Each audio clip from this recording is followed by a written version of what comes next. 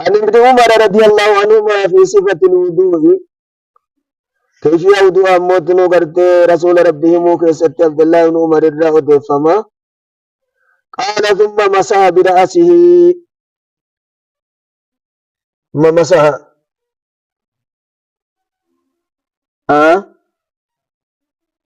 إذار كلمان لكي مسح برأسه متى وأدخل إصبعيه السباحتين وأدخل إصبعيه كبا سالمان سينسي السباحتين الرفسيتو يوكا تسبيح قوتو تسبيح اللي تنانقو دانيسي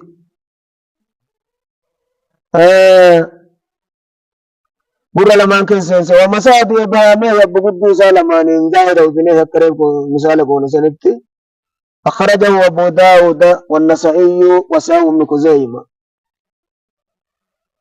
ودوني كامل لي كان أما دليل لسان لين كان إن لين كام قراني كان ومن درام بين نور القراج كانت بيت ربنا تفكر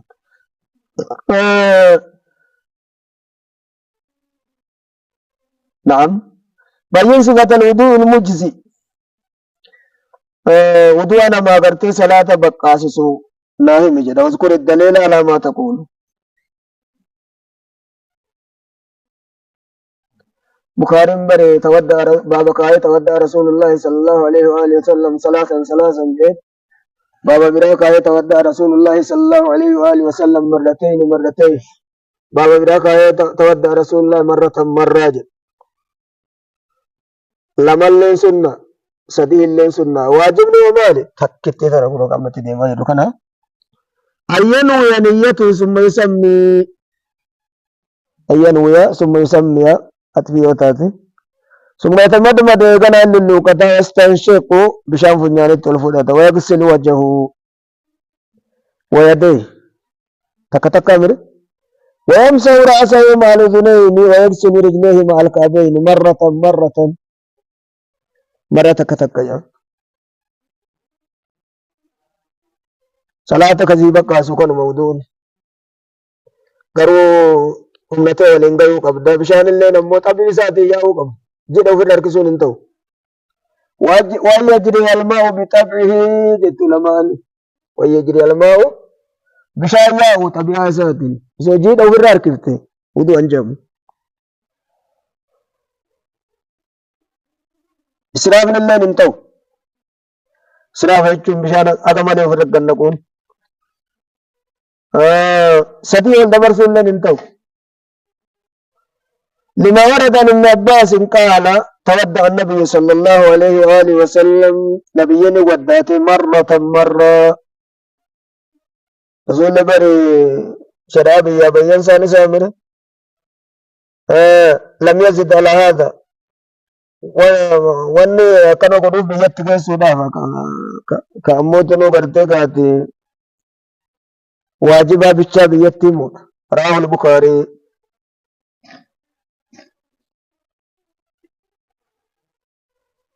takka godhon jira la wudu keessatti sheek ma hukumu tasniyati fil wudu keessatti lama yoo godhanu وما صفتها وما الدليل على ذلك صفتي سيهم وكمي دليل ومال تكا لما قدني تكا موت نو غرتي سدي godhun injira takka godhani takka lama godhun len injira jaan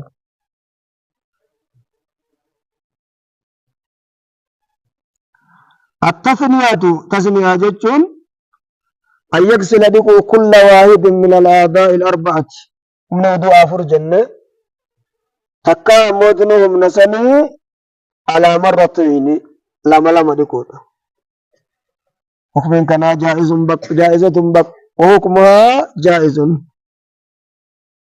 لما ورد عن عبد الله بن زيد حديث من افترسني أن النبي صلى الله عبد الله بن زيد كترسني أن النبي صلى الله عليه وآله وسلم تودع مرتين رسول لما ودات جاني نعم اذكر ما تستعدره من سنن الوضوء سنة وضوء الروانة فزدناي مجد مع ذكر الأدلة عليها رقاوان سي دبت والجنجا الجواب من ذلك الإسباغ. إسباغ يجون أمتنا ورتقاتي هم نوالين غير السودو دوا كيست. وتخليل الأصابع قبين جدو قطوط أركاتي فيك ميلال. والمبالغة في الاستنشاق بشان فنيان تلفرتو كيست غونغانغلو سابر والفودو لغير صائم إنما صومنا قمنف نمني صومنا مبالغان قم. والتيامن مرغان جمرو والسواك ومدنو غرتي سواكتونا دليل سواك أصدر تبرسني.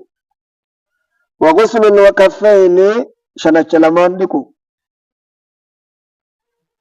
سنن ودوا كان جان. والغسلة الثانية كان لما يسألن سنة قصد يسألن. وتقليل اللحية الخفيفة أريد فردا غرتي قطول لن سنة.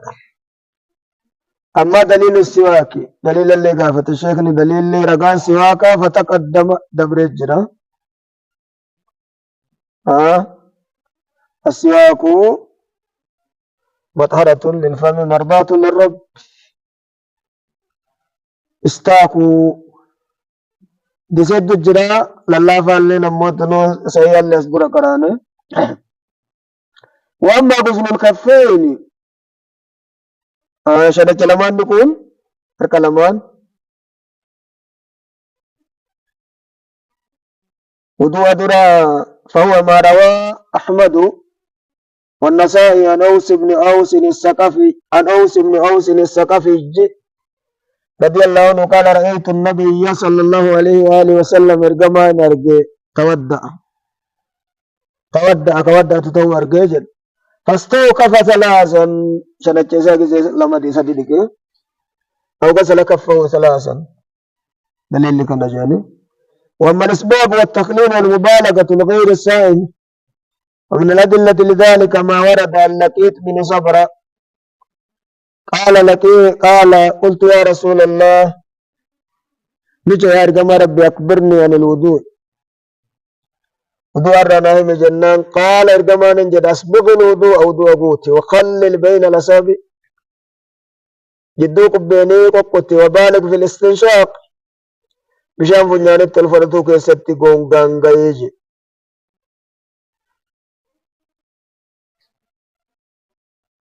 نعم إلا أن تكون صائما. راه الخمسة وسهو الترمذي.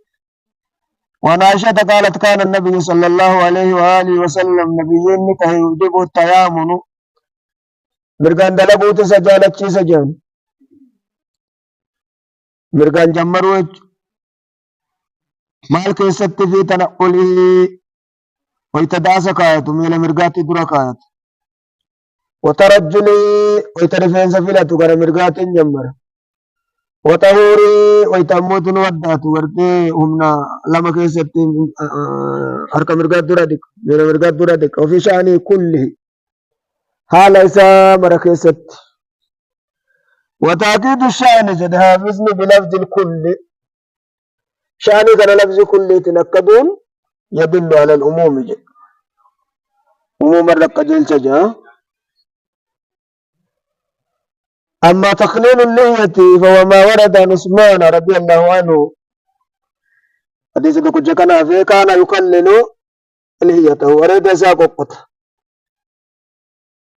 تقليل اللحية في ست حديث في فيان قبجان مرتسات ضعيف لكن والجبس يملي. رواه ابن ماجه والترمذي وساو. وصفة تقليل اللحية كيفيان ريد تكوكوتا أن يأخذ كفا بشان موت نارك تكوفو رشانة تكو بماء فيدعو أنا كيسا كان أريد جلت بشان نقود جاني إيغا سيو كم قل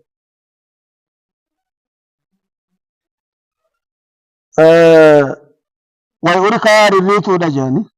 روى أبو داود عن أنس أن النبي صلى الله عليه وآله وسلم كان إرجمان انت إذا تودع أخذ كفا من ماء فأدخل توت هنكه جل ريد سازق أنا كانت تقول وقال هكذا أمرني ربي. أككنت ربي ين أجاج عز وجل. هذا وصلى اللهم على سيدنا محمد وعلى آله وصحبه وسلم تسليما كثيرا والحمد لله رب العالمين.